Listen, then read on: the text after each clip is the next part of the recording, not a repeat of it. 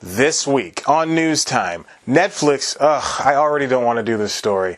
Every few episodes, it's Netflix this, Netflix that. Every time I do one of these things, I get bogged down by the figures and numbers and always mess up near the end and have to edit around it by placing a full-frame video betwixt my mistakes. Yeah, like that. Sorry to ruin the internet magic here. When is it going to be my turn to... Okay, Ron. I'll get back to whatever's on the prompter. Stop wagging your finger at me. Shonda Rhimes and Ryan Murphy moved from their broadcast roots over to Netflix for better pay, tighter creative control, and to avoid the power of the mouse. Have you seen those ears? Top-level creators are making their way to streaming for more reasons than there are to stay in their traditional television homes. How good can these deals be? What kind of show should we expect to see from them? Where does this leave the creators' broadcast offerings? Those questions answered on today's episode, the perilous plight of producers' choosy choices of strictly streaming shows. Just kidding. It's news time, bitch.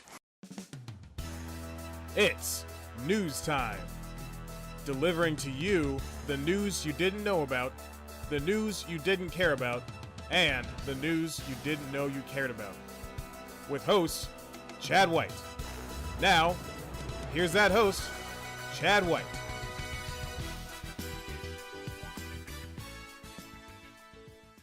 Here's a sketch idea I wrote down in August of 2015. Dance moms, but with farmers and chickens. I don't know how it would work out, but it sure does sound funny. Welcome back to News Time. I'm your host, Chad White, and this is the comedy news that you didn't know about. Streaming television hasn't been around for too long. You'd have to journey back to 2013 for the first season of House of Cards, and even before that, Hulu's first original series, it was in 2011, it was The Morning After. Now there's a plethora of ways to watch stuff, and Netflix is the one on top. Like the biggest lowland gorilla does to smaller, less used gorillas, they continue to assert their dominance. Feces flinging and all. That's a joke about the quality of their shows. This week, they pulled their second biggest heist of the past few months, acquiring the brains of Ryan Murphy from the likes of Fox. This move comes a few months after they managed to drag Shonda Rhimes from the cold, dead grip of ABC. Both of these producers are two of the most powerful in today's crowded TV landscape. I'd bet my lunch on it. I hope you have turkey. Netflix has taken similar action in the past, but these last two team-ups feel different. They managed to help drag David Letterman from behind the desk that resides in his basement set replica of The Late Show. They gave Chris Rock a paycheck when he sorely needed it post-divorce, and they released that new Cloverfield movie that Paramount didn't want to put out for reasons everyone saw on Super Bowl Sunday, and they'll likely replicate the same feeling with Universal's Extinction. It's just facts, B. What they lack in awards recognition, they make up for in purchasing power. Let's not forget, Netflix is a few billion in debt after a buying binge this past summer. That, coupled with their plan to raise a couple more billion in debt financing, might not make any future deal they make sound lucrative. A stand-up special every week and releasing 80 movies this calendar year will do that to you. But they have a sound plan at least. The more things they acquire, including international shows and movies, the more new subscribers they'll have, including, say it with me, international subscribers. So, they don't give a hoot if you thought Bright was hot garbage. They spent $90 million and want to own that bad boy, showing it off like Monica Geller and her boots that made her bleed that one time. What the big red streamer lacks in film achievements, it more than makes up for with TV shows. This past week, their addition of Ryan Anthology Murphy, that's my own nickname, to their repertoire is overkill. The news dropped on a Tuesday night. Netflix paid a reported $300 million to steal away one of Fox's creative powerhouses. That check is a whopping $200 million more than Murphy was said to be seeking. Netflix, I have no room to be talking, but you are terrible negotiators. That being said, I will offer you 10 shows for the low price of $40 with 10% equity. Go ahead, accept my offer. On the Shondaland end, Rhimes had already been producing new shows, yes, plural, for Netflix even while her ABC shows were on the air. Murphy's definitely a Rhimes composite. The female creator had been with the Alphabetical Network for 14 years because Grey's Anatomy just won't die, no matter how many original cast members leave. Unlike Murphy, though, the terms of Rhimes' pay were not released, though it is rumored to be only $100 million. Only God and those devilish execs know why she was paid a third of Murphy's check, even if his deal was a single year more than hers. She'd reportedly only been paid a mere $10 million per year under the watchful eyes of ABC Studios.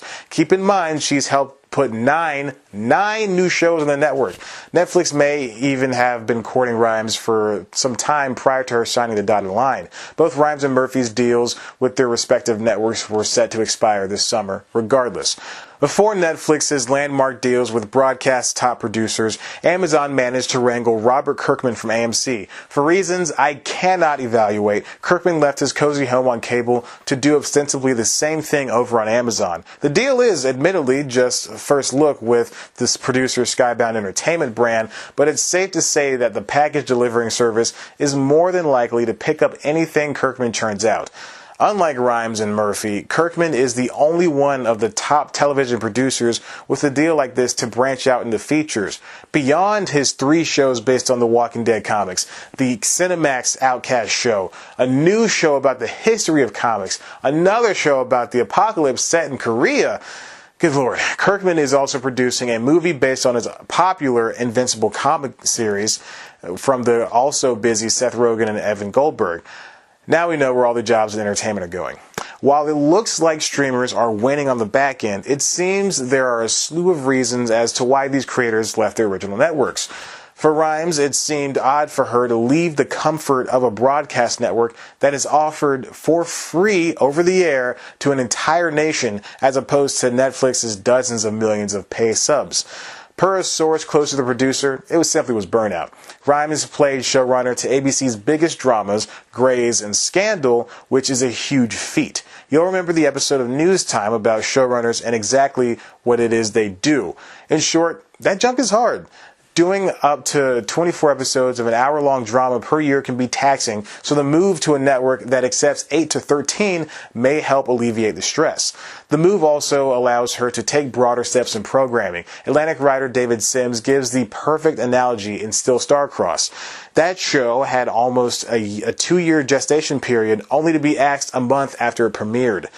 For Murphy, he feared that what would come of the biggest media deal in history. When Disney offered to buy the television and film assets of Fox, they also bought Murphy's current catalog. Offered is the key word here because Comcast is still in the running to top the check and the U.S. government hasn't okayed the deal, but it doesn't matter because government doesn't matter anymore, apparently. Murphy was already on the outs when the deal was being talked about, but the handshake sealed his choice. But he, like Rhimes, is a smart cookie, having already set up 2 new shows on the service prior to the finalization of his deal. Every shift in media production made from this point forward signals a movement in Hollywood not seen since before streaming. Ownership. TV used to be an entirely different beast only a few short years ago. Once you made a show, it was the networks to exploit. If an executive producer or creator left, the show would continue until there was no life left in it. That's just how it worked.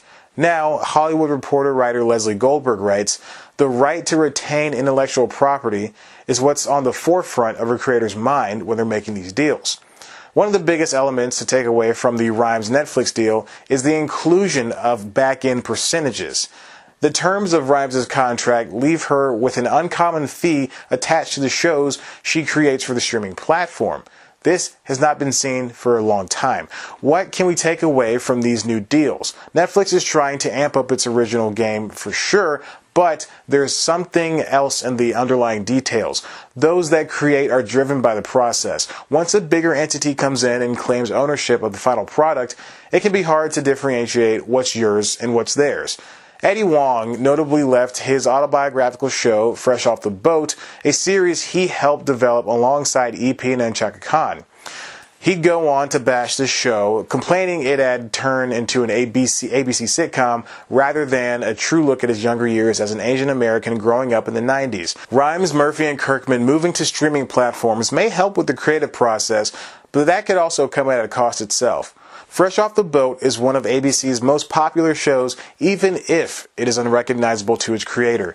The three super producers have to keep in mind that what they lose when they vie for money and creative control over solid ratings. There's always the risk of being buried in menus, people burning through the 10 episodes in a matter of a day, and being forgotten when the next new show comes out over the next few days. There's just going to have to rise above it. And that's all the news I have for you for this week on News Time. Why don't you subscribe and check out one of our other videos? Of course, you can always head to the website cpluscomedy.com where you got the latest everything that you can read about. You can follow us on Twitter at cpluscomedy. Follow me on Twitter at ChadBlackWhite. Like us on Facebook. Listen to the Constitutionals podcast. And guys, listen, it's tough out there making news times, but I'm happy to do it because I love you.